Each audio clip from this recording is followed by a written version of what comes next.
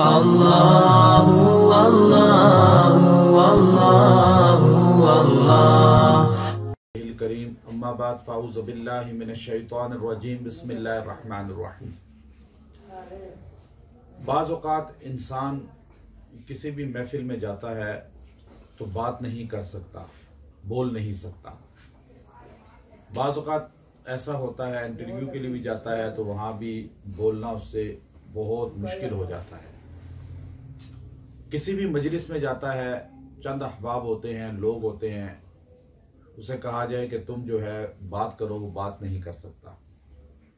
बाज़ औक़ात मिंबर पे बिठा दिया जाए तो वहाँ पर बाज़ औक़ात बोलना मुश्किल हो जाता है, बयान करना मुश्किल हो जाता है।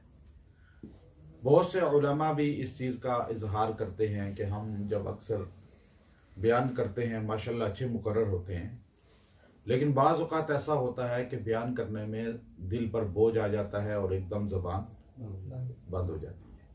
अभी हाल ही में एक बहुत बड़े आलिम इस्लाम के मारूफ शख्सियत, खाली पाकिस्तान नहीं पूरी दुनिया में उनका नाम है, मुझसे मुलाकात हुई।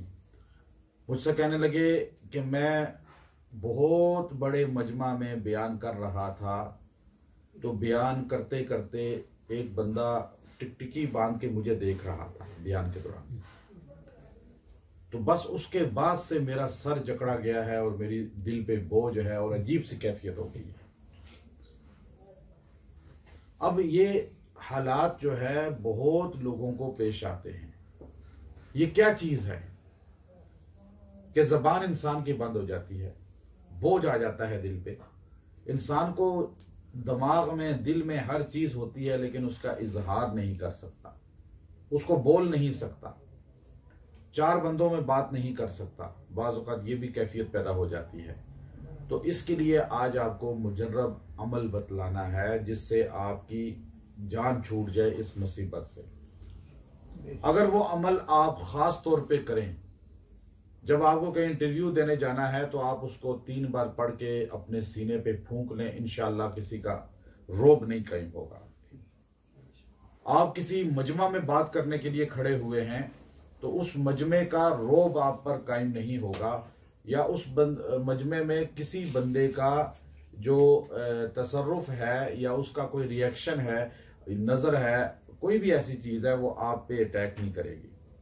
मुकर्रर है, खुतबा देने के लिए खड़ा हुआ है, बयान कर रहा है, उस पर उसका मजमे के किसी बंदे का तसर्रुफ नहीं होगा।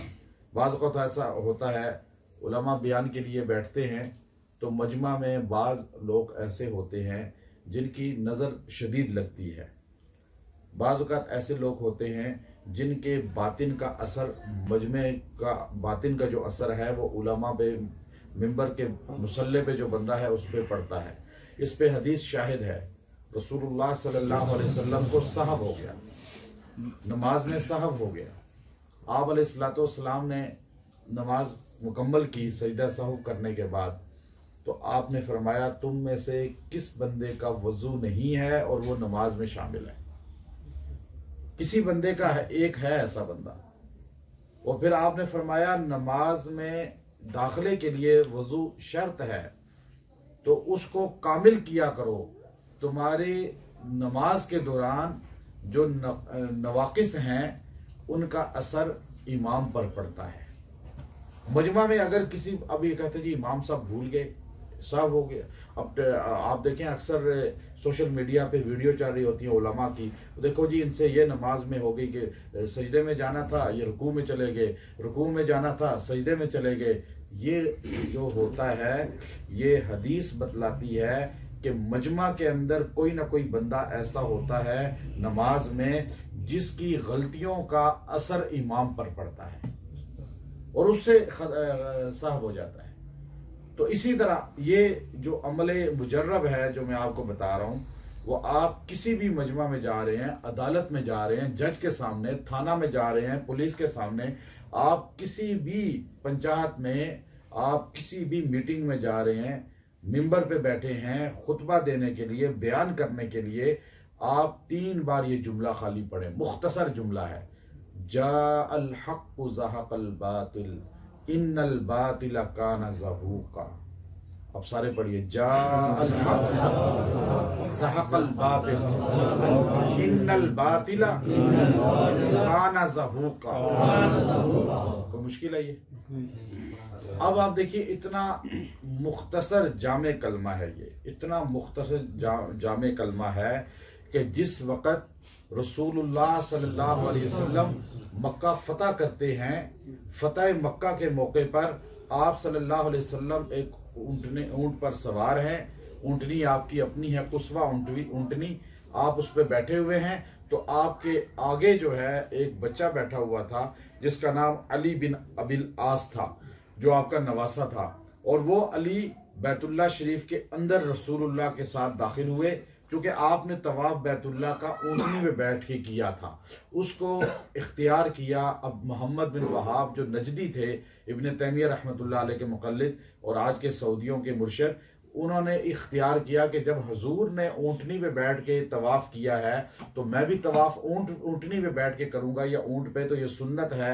जब उन्होंने ऊँटनी पे बैठ के तवाफ किया तो वो नबी की ऊँटनी थी जो लेद और पखाना हरम में काबा का लिहाज रखने वाली थी, क्योंकि वो ऊँटनी कुस्वा जो थी उसको अल्लाह डायरेक्ट बतलाते थे अपने अमर से कि तुमने कहाँ चलना है, कहाँ बैठना है। मदीना के अंदर अल्लाह ने उसको बतलाया कि तुमने अबू अय्यूब अंसारी रज़ी अल्लाह के जो है घर वाली जगह पे बैठना है।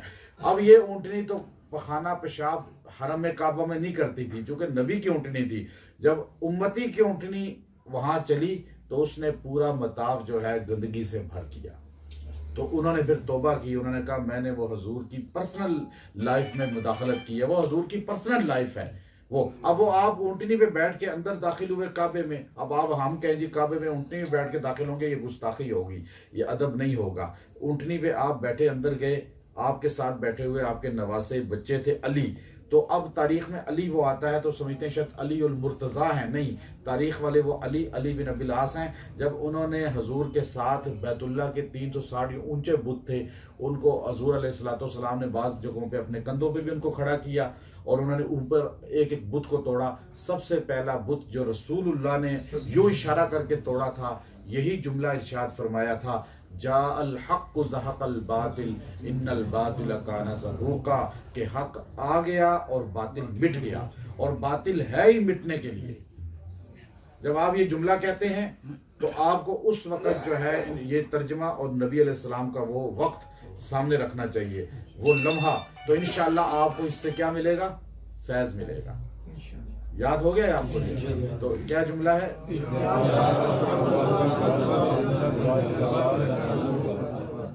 व आखिरु दाअवाना अनिल हम्दुलिल्लाहि रब्बिल आलमीन। अल्लाहु अल्लाह